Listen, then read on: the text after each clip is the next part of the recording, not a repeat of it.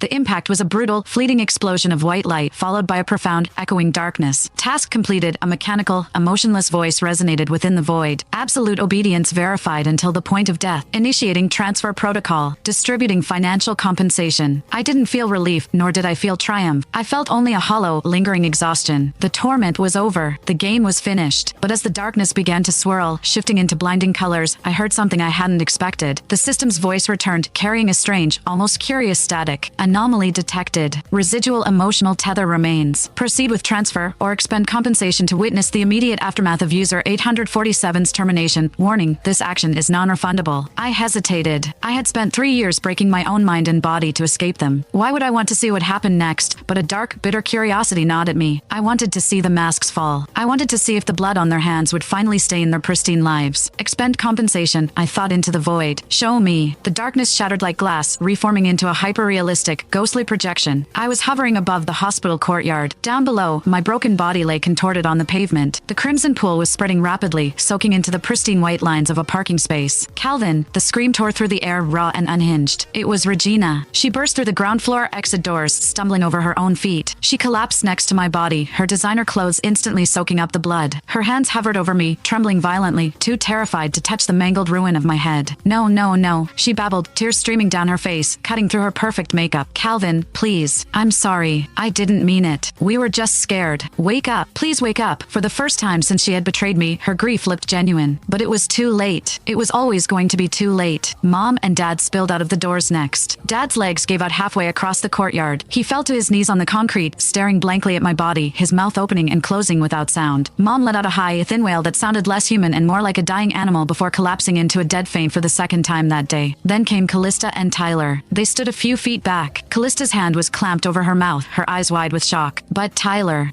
wasn't crying. His face was pale, yes, but as he looked down at my shattered corpse, a fleeting, almost imperceptible smirk tugged at the corner of his mouth. He had one. The biological son was dead. The inheritance, the family name, Regina, it was all his. Or so he thought. Step back, everyone, step back. The paramedics, who had been rushing toward the scene, finally broke through the crowd that had started to gather. They checked for a pulse out of protocol, but the grim shake of the lead paramedic's head confirmed what everyone already knew. System, I thought. Fast forward. Show me the fallout. The world blurred, spinning rapidly like a fast-forwarded film reel. Days bled into weeks. I watched my own funeral. It was a grand, hypocritical affair. My parents wept openly. Callista stood stoically, leaning on Tyler. Regina wore a black veil, refusing to speak to anyone, her eyes hollow and dark. But the real show started after the dirt was thrown on my grave. The scene shifted to the sprawling low family mansion. It was evening.